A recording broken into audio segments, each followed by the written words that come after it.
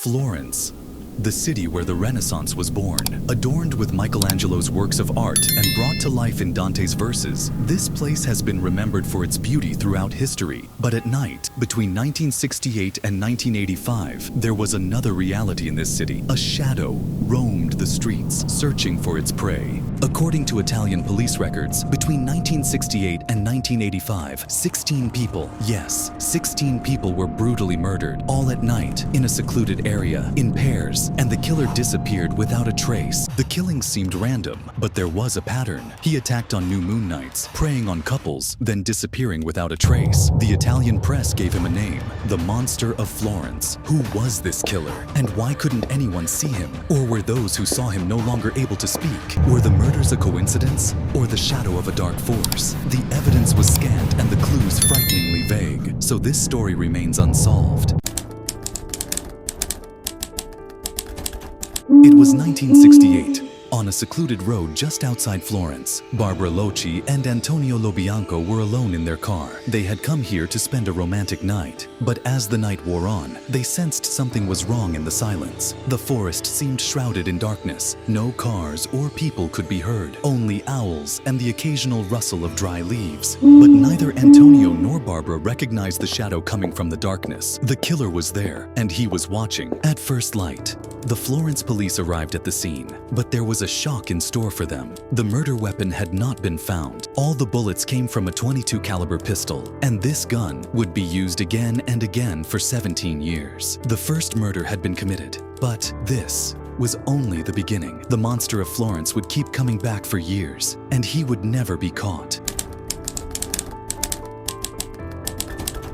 On a cold morning in 1968, the silence of a wooded path on the outskirts of Florence was broken not by screams, but by a deadly silence. In the early morning hours of that day, a farmer went for a walk in the woods to hunt when he came across a strange sight on a secluded roadside. An old model car emerged from the mist, its engine turned off and its passengers motionless. The headlights were blackened, the windows were broken, and there was blood on the ground. At first glance, the detectives thought it was a classic jealousy murder or attempted robbery, but the details showed that it was not as simple as it seemed. No wallet or other valuables were stolen at the scene. The victim's belongings were intact. So if this was not a robbery, what was the killer's motive? The murder weapon was not at the scene, but the victims were killed with a .22 caliber pistol. This detail pointed to the same gun that years later would become known as the signature weapon of the Monster of Florence. But at the time, the police thought it was a simple relationship killing. The news spread quickly.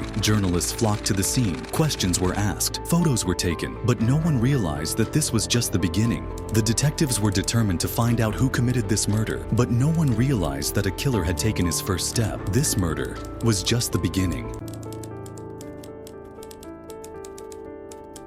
News of the murder spread quickly, and pressure on the police increased. The press reported that a murderer was walking freely in the streets of Florence, and the public was terrified. The authorities had to catch a suspect as soon as possible, but this haste would lead to grave mistakes. Police quickly identified a suspect, Stefano Mele. Stefano was the husband of the murder victim, Barbara Locci. Therefore, according to the police, it was inevitable that he would be the primary suspect. The murder could have been a crime of jealousy, but there was a problem. Stefano was allegedly elsewhere at the time of the murder. Stefano Mele's interrogation lasted hours. The detectives asked him the same questions over and over again. Where were you? What did you do that night? How was your relationship with Barbara? But Stefano was inconsistent. At first, he claimed he had nothing to do with the murder, but then he changed his testimony. He said he knew the killer but wouldn't give his name. But when the police pressed Stefano even harder, everything changed. For the first time, a name came up, Salvatore Vinci.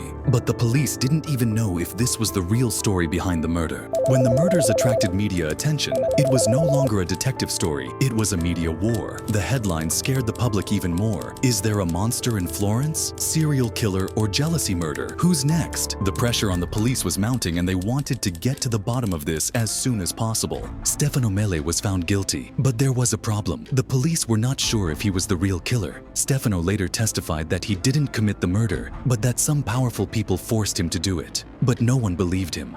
The Monster of Florence hadn't been caught, but it wouldn't be the first time. In the years to come, the police would repeatedly blame the wrong people, while the real killer would remain in the shadows.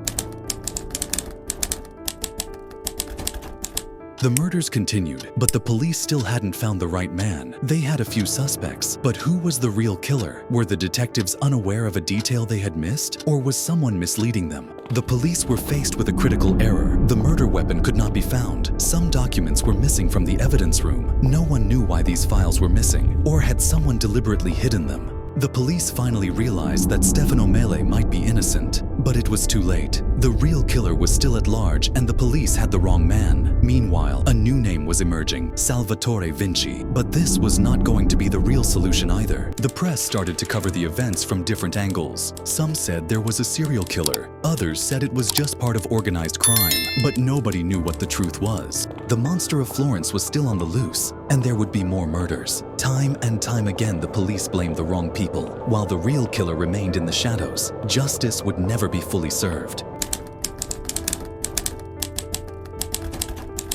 Were the murders just the work of a serial killer, or were they part of something deeper, something more terrifying? Some detectives began to think that this was no ordinary murder, that there was a secret society behind it. Were the crime scenes just places chosen at random by a killer, or did they have a special meaning? Some detectives have suggested that these sites point to ancient cults and dark rituals. Historians have revealed that some groups in Florence have practiced mysterious rituals for centuries. Some theories suggested that the Monster of Florence murders could be linked to these ancient practices. Some detectives began to believe that the investigation was being deliberately obstructed. Was their evidence insufficient, or did someone not want the truth to come out?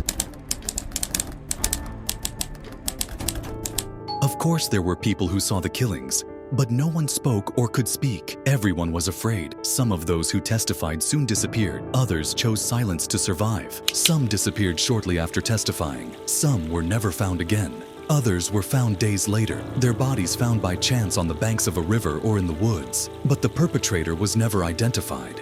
Some witnesses received anonymous threatening letters, and they disappeared in a few days, without a trace. Some detectives wanted to investigate the disappearances of witnesses, but they could never get permission. Police officials didn't want to spend more time on this case, or they wanted to hide who it was. Officially, the case was closed, but in reality, everything was just beginning. There was fear in Florence. No one wanted to speak because everyone knew that speaking would result in death.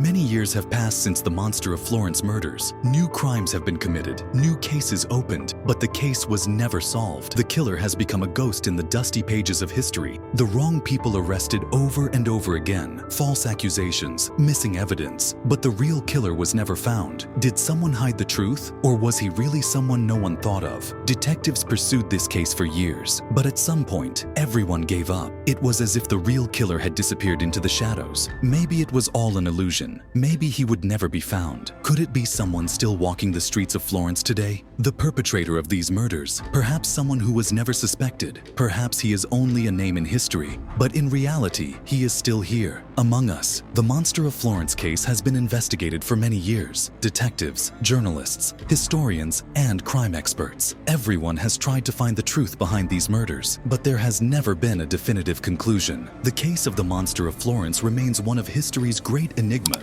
Who knows if one day the case will be reopened? Perhaps the truth will never be known.